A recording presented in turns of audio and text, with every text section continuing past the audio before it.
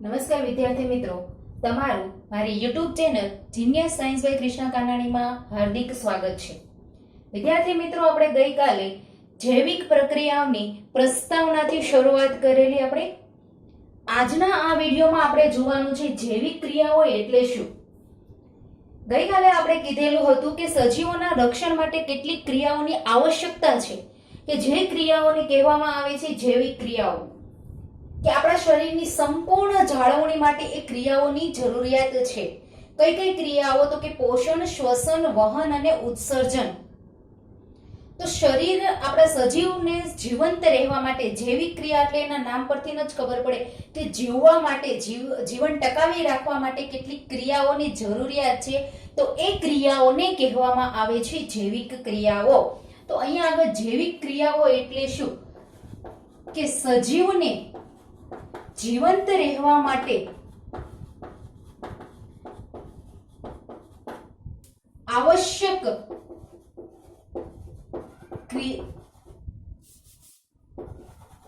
ક્રિયાઓને શું કહેવામાં આવે છે? જૈવિક ક્રિયાઓ કહે છે. કે જેમાં કોનો કોનો સમાવેશ થાય છે? તો કે પોષણ, શ્વસન, વહન અને ઉત્સર્જન. ઓકે, હવે આપણે જોઈએ ટૂંકમાં આપણે આ પોષણ, શ્વસન અને વહન અને ઉત્સર્જન વિશે આપણે અહીંયા આગળ જોઈશું. પછી ડિટેલ્સમાં આપણે આગળ જોઈશું. તો આપણા શરીરના રક્ષણ માટે, કે આપણા શરીરમાં થતી ઈજા કે તૂટવાથી એને રક્ષણ પૂરું પાડવા માટે આપણને શેની જરૂર પડે? ઉર્જાની. કે શરીરમાં થતી ઈજા કે તૂટવાથી રક્ષણ આપવા માટે, એને રક્ષણની આ જે ક્રિયા છે, ઈજા અથવા કોઈ શરીરમાં થતી કોઈ તૂટવાની જે ક્રિયા છે, એનાથી આપણા શરીરને શું આપવું પડે છે? રક્ષણ આપવું પડે. તો એના રક્ષણ માટે આપણને શેની જરૂર પડે? ઉર્જાની જરૂર પડે. શેની જરૂર પડે છે? ઉર્જાની. અને આ ઉર્જા આપણે ક્યાંથી લઈએ છીએ? બહારથી. કે આ ઉર્જાનો જે સ્ત્રોત છે, આ ઉર્જાનો સ્ત્રોત આપણે ક્યાંથી લઈએ છીએ? બહારથી.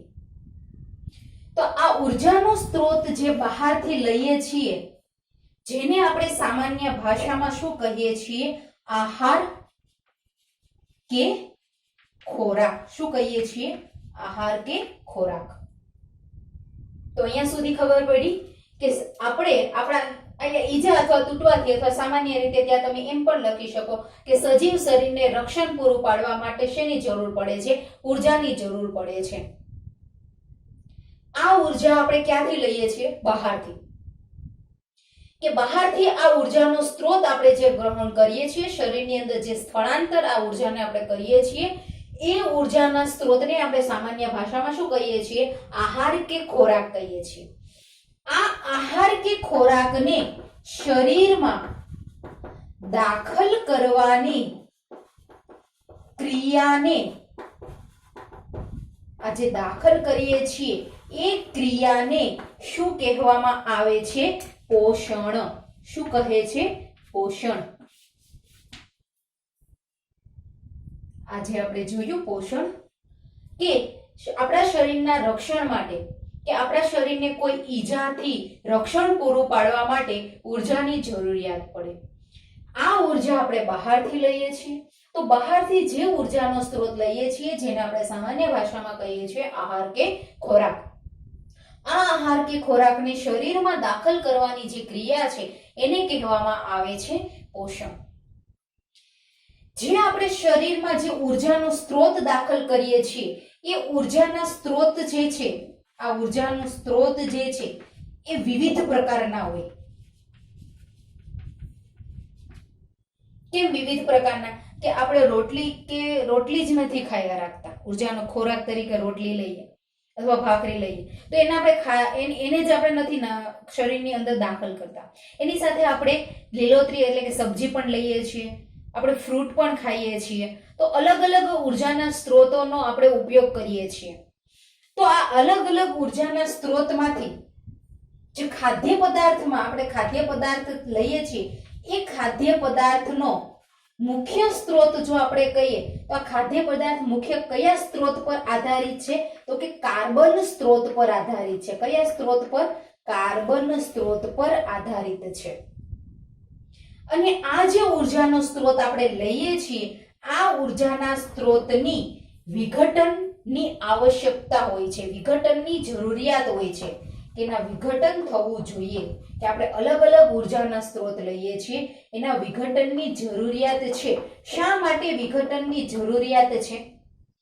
કારણ કે આ ઉર્જાનો સ્ત્રોત આપણે જે લઈએ છીએ, એ ઉર્જાના સ્ત્રોતમાંથી મળતો જે અંતિમ ઉર્જાનો સ્ત્રોત આપણે જે લઈએ છીએ, એમાંથી મળતો જે અંતિમ ઉર્જાનો સ્ત્રોત જે છે, એ કોઈ એક જ ઉર્જાના સ્ત્રોતમાં, એક જ ઉર્જાના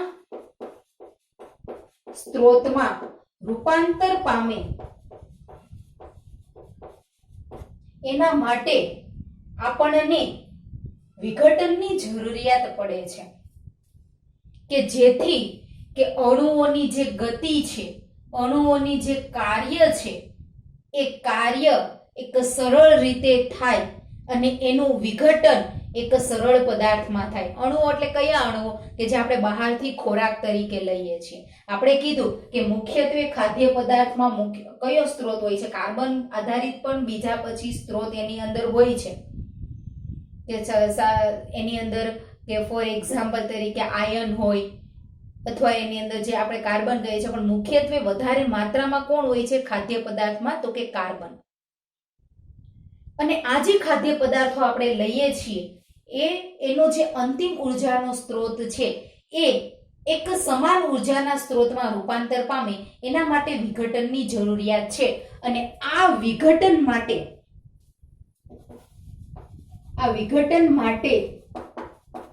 રાસાયણિક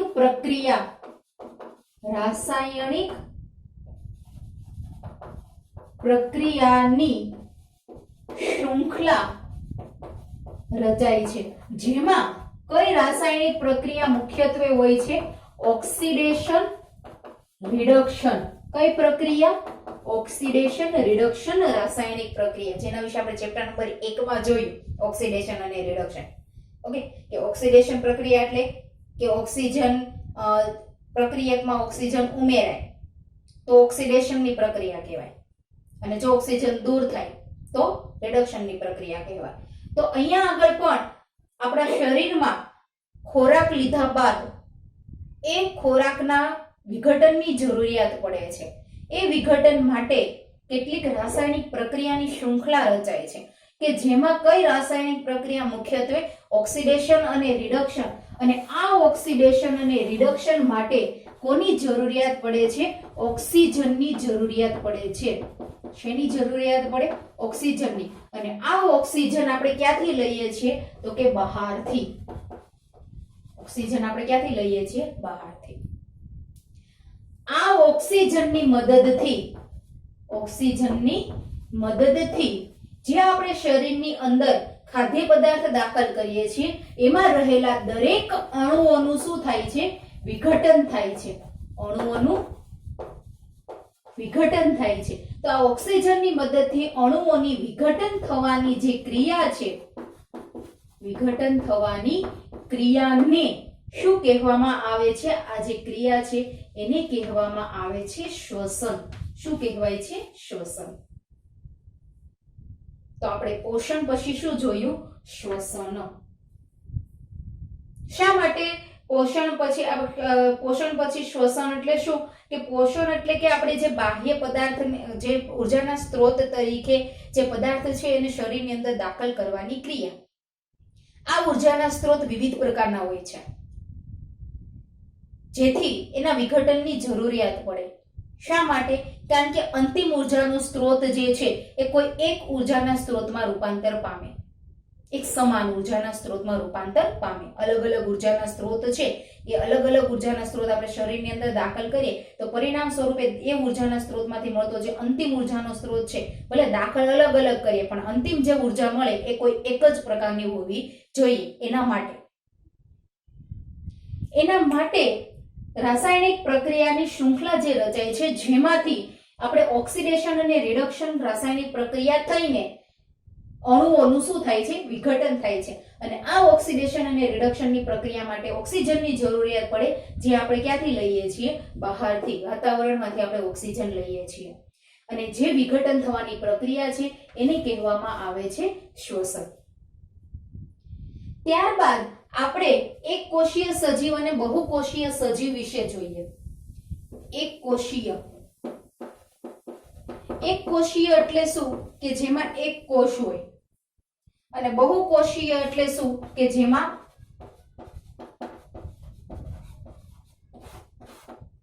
ઘણા બધા કોષોથી મળીને સજીવ શરીરનું નિર્માણ થયું હોય.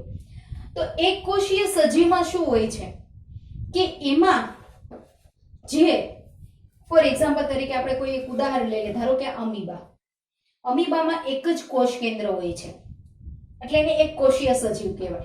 અહીંયા આગળ એની જે બાહ્ય સપાટી જે છે એ બાહ્ય સપાટી ડાયરેક્ટ કોના સંપર્કમાં હોય છે, તો કે પર્યાવરણના સંપર્કમાં હોય છે. એનો મતલબ પર્યાવરણના સંપર્કમાં એટલે અહીંયાથી જ એ પોતાનો ઓક્સિજન લેશે, અહીંયાથી જ એ પોતાનો ખોરાક ગ્રહણ કરશે, અને અહીંયાથી જ એમાંથી જે નકામા પદાર્થો છે એનું શું કરશે, બહાર નિકાલ કરશે. એનામાં આ એક કોષીય સજીવોમાં અલગ અલગ કાર્ય કરવા માટે અલગ અલગ અંગની રચના હોતી નથી. જ્યારે બહુકોષીય સજીવોમાં રહેલા દરેક કોષો એ ડાયરેક્ટ પર્યાવરણના સંપર્કમાં હોતા નથી. કે બહુકોષીય સજીવોમાં જે દરેક કોષો જે છે એ પર્યાવરણના સંપર્કમાં હોતા નથી. પર્યાવરણના સંપર્કમાં હોતા નથી. બરાબર છે. તો આ દરેક કોષો જે છે પર્યાવરણના સંપર્કમાં હોતા નથી, એટલા માટે શું કરે આપણે અહીંયા શું થાય છે કે એ સપાટી પરથી જોઈતો ઓક્સિજન છે એ લઈ લે છે. આપણા દરેક કોષો છે એ બધા કોષો ઓક્સિજન પોતપોતાની રીતે લેતા નથી. તો ફોર એક્ઝામ્પલ તરીકે ઓક્સિજન છે તો આપણે એ નાકની મદદથી શ્વાસોશ્વાસની પ્રક્રિયા કરીએ છીએ, શ્વસન, અને શ્વસન માટે જરૂરી આપણે શું છે તો કે ફેફસા, શ્વાસોશ્વાસની પ્રક્રિયા માટે, જે આપણું અંગ છે. તો આપણા શરીરમાં અલગ અલગ કાર્ય કરવા માટે શું હોય છે, અલગ અલગ અંગોની રચના હોય છે. અલગ અલગ કાર્યો માટે અલગ અલગ અથવા વિભિન્ન અંગોની શું હોય છે, રચના. કે વિભિન્ન અંગોની મદદથી આપણે અલગ અલગ કાર્ય કરતા હોઈએ છીએ. કે ફોર એક્ઝામ્પલ તરીકે હમણાં આગળ આપણે કહ્યું કે ઓક્સિજન અને ખોરાક છે એ આપણે કોઈ એક અંગની મદદથી લઈએ છીએ. કે ઓક્સિજન છે તો ફોર એક્ઝામ્પલ તરીકે આપણે નાકની મદદથી લઈએ છીએ. ખોરાક છે તો કે ધારો કે આપણે મુખ દ્વારા લઈએ છીએ. બરાબર છે. તો ખોરાક અને ઓક્સિજન છે કોઈ એક અંગની મદદથી શરીરમાં દાખલ થાય છે. પણ આપણું શરીર કેવું છે, બહુકોષીય છે. તો આ જે ઓક્સિજન અને જે ખોરાક છે, ઓક્સિજન અને ખોરાક એ તો દરેક કોષોને જરૂરી છે. એનો મતલબ કે કોઈ એક અંગની મદદથી લઈએ છે પણ ત્યાંથી એનું શું થવું જોઈએ, દરેક અંગો સુધી એ પહોંચવા જોઈએ. પણ આ દરેક અંગો સુધી પહોંચાડવા માટે સામાન્ય પ્રસરણનો ઉપયોગ અહીંયા આગળ થતો નથી. કે પ્રસરણની મદદથી દરેક કોષો સુધી પહોંચાડી શકાતા નથી. તો આ ઓક્સિજન અને ખોરાકને શરીરના દરેક કોષો સુધી પહોંચાડવા માટે પેશી તંત્રની આવશ્યકતા પડે છે. પેશી જોડાઈને પેશી તંત્ર બને. બરાબર છે. તો એને કહેવામાં આવે છે વહન તંત્ર. શું કહેવામાં આવે છે? વહન તંત્ર. અને આ ઓક્સિજન અને ખોરાકને દરેક અંગ સુધી પહોંચાડવાની જે ક્રિયા છે એની કહેવામાં આવે છે વહન. અને એના માટે જરૂરી જે તંત્ર છે એને શું કહેવામાં આવે છે? વહન તંત્ર. કે જેની મદદથી શરીરના દરેક કોષો સુધી, દરેક અંગ સુધી આ ઓક્સિજન પહોંચે અને દરેક અંગ સુધી ખોરાકમાં રહેલા અણુઓ પહોંચે, ત્યાં આગળ એ કોષની અંદર એનું વિઘટન થાય. અને હવે જે આપણે જોઈએ એ કે વિઘટન બાદ બધા જ અણુઓનું વિઘટન થાય, બધા જ આપણા શરીરની અંદર ઉર્જા માટે ઉપયોગમાં નથી લેવાતા. એમાંથી અમુક એવો પદાર્થ બચે છે કે જે આપણા શરીર માટે શું હોય છે, હાનિકારક હોય છે. કે આ જે પ્રોસેસ થયા બાદ કે શરીરની અંદર ખોરાક આપણે દાખલ કરીએ, ખોરાક દાખલ કર્યા બાદ એનું વિઘટન થાય, ત્યારબાદ આપણને એમાંથી ઉર્જા મળે અને એ ઉર્જાનો આપણે ઉપયોગ કરીએ. પણ અમુક એવા પદાર્થો વચ્ચે છે જે આ શરીર માટે કેવા હોય છે, નકામા પદાર્થો. વિઘટન બાદ શરીરમાં શું બચે છે, કેટલાક નકામા પદાર્થો બચે છે. અને આ નકામા પદાર્થો જે છે એ આપણા શરીર માટે કેવા છે, હાનિકારક છે, આપણા શરીર માટે યોગ્ય નથી, કે જેને શરીરની બહાર દાખલ કરવાની જરૂરિયાત પડે. કે આ નકામા પદાર્થોને શરીરની બહાર કાઢવા પડે. શા માટે? કારણ કે આ નકામા પદાર્થો છે આ આપણા શરીર માટે કેવા છે, હાનિકારક છે. અને આ જ નકામા પદાર્થોને શરીરની બહાર કાઢવાની જે ક્રિયા છે એ ક્રિયાને કહેવામાં આવે છે કઈ ક્રિયા? તો કે ઉત્સર્જનની ક્રિયા. કઈ ક્રિયા? ઉત્સર્જન. જેના માટે ઉત્સર્જન તંત્રનું આપણી અંદર નિર્માણ થઈ રહ્યું છે, ઉત્સર્જન તંત્ર. તો અહીંયા આગળ આપણે આખું જ પોષણ, શ્વસન, વહન અને ઉત્સર્જનને ટૂંકમાં જોઈએ. કે પોષણ એટલે શું? કે આપણા શરીરના રક્ષણ માટે ઉર્જાની જરૂરિયાત પડે અને આ ઉર્જાનો સ્ત્રોત આપણે લઈએ છીએ બહારથી, જેને કહેવામાં આવે છે આહાર કે ખોરાક. અને એને દાખલ કરવાની ક્રિયાને કહેવામાં આવે છે પોષણ. જે ઉર્જાના સ્ત્રોત, તો અહીંયા આગળ પોષણ પૂરું થયું. આ ઉર્જાના સ્ત્રોતો છે વિવિધ પ્રકારના હોય કે જેને વિઘટનની જરૂરિયાત પડે. શા માટે? કે જેથી અંતિમ ઉર્જાનો સ્ત્રોત મળે એ એક સમાન મળે. તો આ વિઘટન માટે કઈ પ્રક્રિયા? તો કે ઓક્સિડેશન અને રિડક્શન પ્રક્રિયાની જરૂરિયાત, ઓક્સિડેશન અને રિડક્શનની પ્રક્રિયા થાય. અને આ ઓક્સિડેશન અને રિડક્શનની પ્રક્રિયા માટે કોની જરૂરિયાત પડે? તો કે ઓક્સિજનની જરૂરિયાત પડે. અને જે આપણે ક્યાંથી લઈએ છીએ? બહારથી. અને આ ઓક્સિજનની મદદથી જ એ ખોરાકના અણુઓનું વિઘટનની પ્રક્રિયા થાય, જેને કહેવામાં આવે છે શ્વસન. હવે આ જે ઓક્સિજન અને આપણે ખોરાક લઈએ છીએ એ કોઈ એક જ અંગની મદદથી લઈએ છીએ, પણ એ દરેક કોષો સુધી પહોંચવા જરૂરી છે. જેના માટે કોની જરૂર પડે? વહન તંત્રની. અને એ ક્રિયાને કહેવામાં આવે છે વહન. જ્યારે એક કોષીય સજીવોમાં આવા અલગ અલગ અંગોની રચના હોતી નથી, કારણ કે એની જે બાહ્ય સપાટી છે એ જ ડાયરેક્ટ પર્યાવરણના સંપર્કમાં હોય. કે ઉત્સર્જન છે અથવા ખોરાક ગ્રહણની ક્રિયા છે અથવા શ્વસનની ક્રિયા છે એ ડાયરેક્ટ એ બાહ્ય સપાટીની મદદથી જ કરે છે.